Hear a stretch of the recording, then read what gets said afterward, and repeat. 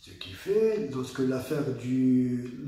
le déclenchement de l'affaire saharienne, étant donné que c'était le militaire le plus haut gradé, donc il a pris les commandes. Il s'est rendu au Sahara, c'était à l'époque de la planification de la marche verte et j'en passe. C'est lui qui organisait la marche verte avec Hassan II. Pendant que Hassan II il faisait son fameux discours, il était que sur le terrain, il courait avec ses éléments pour pouvoir mettre le drapeau marocain une fois que les Espagnols dégagent, malgré que les Espagnols étaient encore là, le drapeau canadien. Attends. Sans coup férir, sans rien. لكن لا قرطاس لا والو ماشي بالفن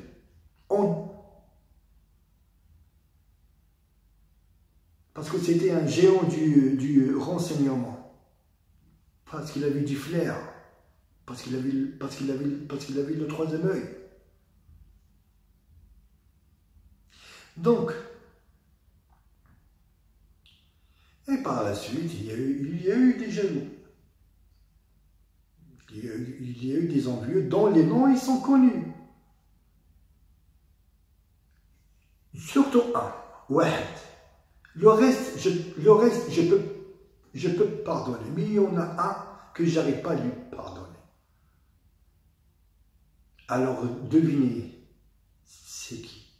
D'après vous, c'est qui? C'est qui d'après vous? C'est cette crapule, cet enfant d'esclave, le chien de la casse. Il se fait appeler le Hajj en plus, le Hajj. Mohamed Medjouri, ce garde du corps du roi Hassan II. Ce salopard-là qui possède un français que d'adjudant.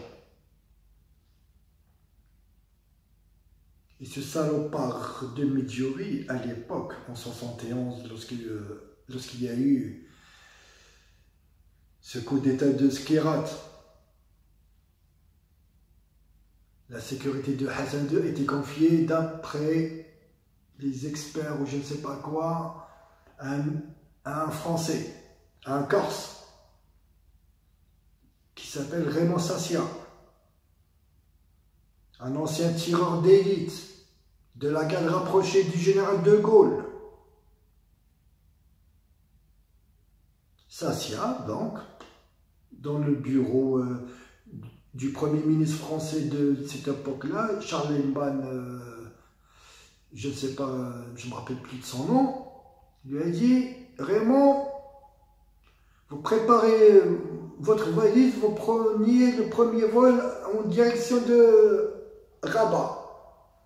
Sa Majesté Hassan II vient d'échapper à un coup d'État et vous savez que c'est un protégé de la France. » Bien, vraiment ça c'est, il prend sa valise tranquillement, il descend à Rabat. Et Glimi, à cette époque-là, c'était quand même le directeur de la Sûreté nationale. Adjoint, puisque c'était Oufkir le directeur de la Sûreté nationale. Mais par la suite, après les événements, Oufkir a été nommé au ministère de la Défense. Et Glimi, malgré, c'était l'adjoint d'Oufkir, mais dans les faits, c'était lui le véritable directeur de la Sûreté nationale marocaine. Et aussi chef des aides de camp du roi. Donc, Sassia sur place, voilà, bon, il voit les éléments, tout ça, de la sécurité, il réorganise et tout, et même à moi qu'il l'avait dit, en 2009, je l'avais rencontré dans son bureau, à l'avenue Foch, dans son club de tir. Il m'avait dit, mon cher ami, votre oncle et moi, nous avons commis la même erreur d'avoir choisi Mohamed Medjouri. Un seul homme a fait du mal à votre oncle, c'est Medjouri. Un seul homme. Il n'y en a pas deux, un seul. Medjugorje, il m'a dit. Medjugorje. Lors du premier entretien, il parlait, phrasait et tout ça, il dit taper le collier sur le monarque Mohamed VI, il m'a dit Hassan II, il m'avait promis la plus haute distinction alaouite et tout ça, et Mohamed VI, il refuse de la signer.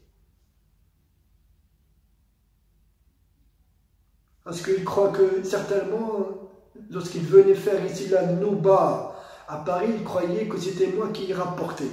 Qui a rapporté ses faits au jet à Hassan II. Or, il était espionné par la police marocaine. Il était espionné par les services de Medjugorje. Ah, au début, il était bavard. Il parlait. Il était bien. Il m'a sorti la photo de mon oncle avec lui, voilà. Il se contentait de me dire, ah, c'était un beau copain. Lorsque le monarque il se rendait à Bay, bon, il y avait un petit bar tabac du coin, on y allait, bon, il prenait des petits coups, voilà quoi. Mais après qu'il m'avait dit que lors de son dernier séjour parisien en 82, en décembre 82, il m'avait dit Raymond, je préfère monter avec toi dans ta voiture. J'ai pas confiance en mon véhicule. Parce que ta voiture, elle appartient à la police française.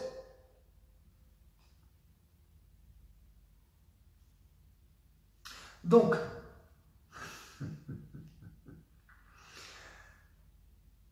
voilà, en 82, en décembre 82, il était invité par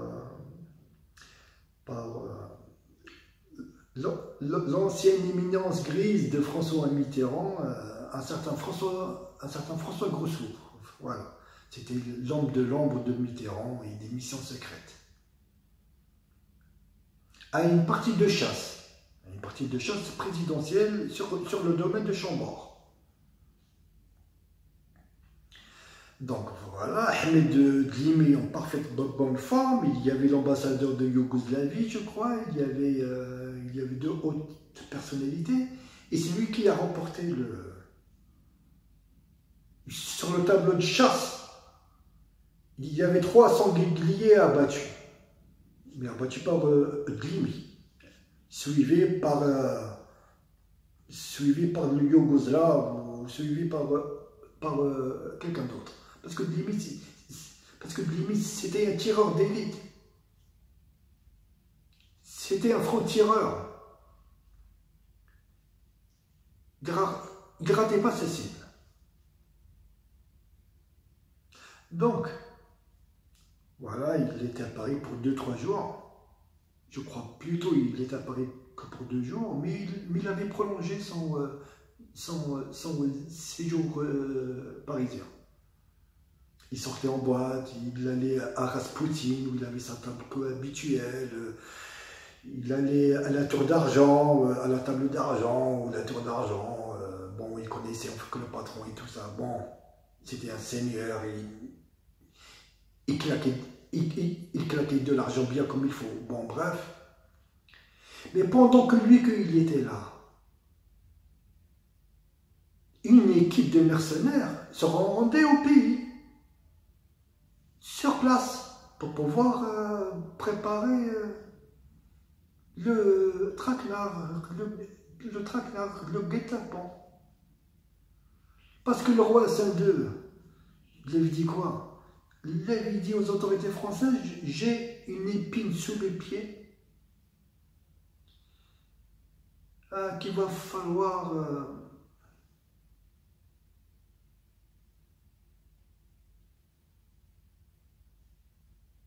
donc,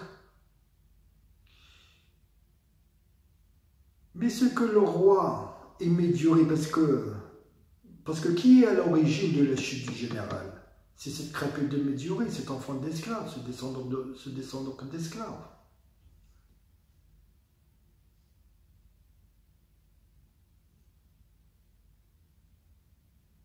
Donc, Mohamed Mediouri.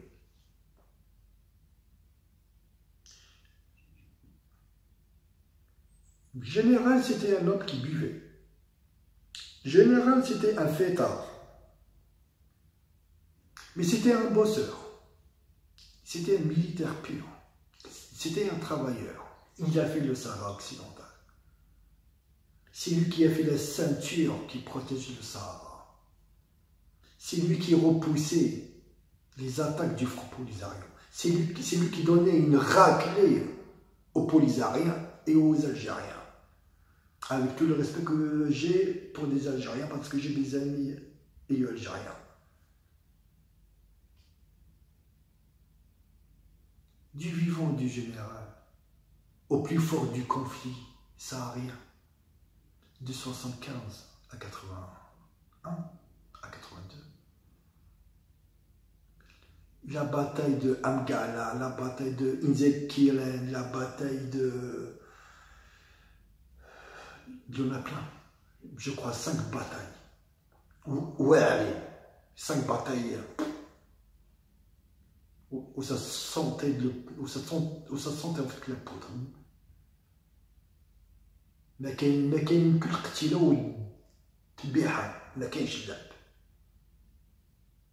Mais après la mort du général Eon en 83, le Maroc a perdu toutes les batailles jusqu'au cessez-le-feu. A perdu toutes les batailles. Ils n'ont pas remporté une seule bataille. Parce que Alaj, qui a pris la place du général, c'était qui? C'était cette chèvre de Abdelaziz Ben Nani. Et Abdelaziz Ben Nani, il prenait des tranquillisants que lorsqu'il gérait l'état-major du général. Il fallait voir sa tête lorsque le général le forçait à picoler. Et en plus, vers la fin de la vie du général, il évitait soigneusement le domicile du général à Agadir. Maintenant, à Ouamat, Allah yarhamou, Allah yarham jamia, qu'ils reposent tous en paix. Donc voilà.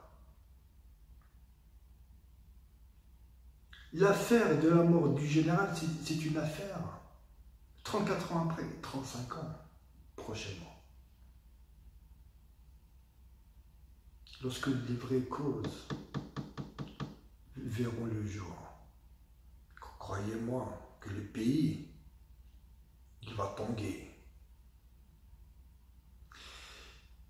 Parce que vous savez quoi exactement? Hein? Pourquoi le général est décédé? Parce que le général a appris que ce garde du corps, ce chien de la casse, se tapait la femme légitime du roi Hassan II. Maintenant, ce n'est plus un secret pour personne.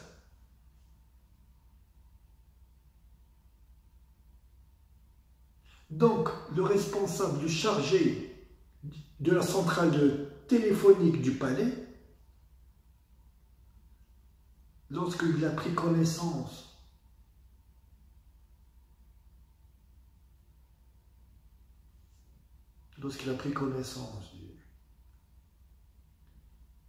il s'est dit qu'est-ce que je vais faire?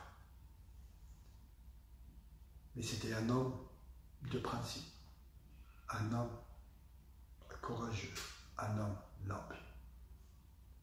Là, c'est le commandant Mohamed Bouata.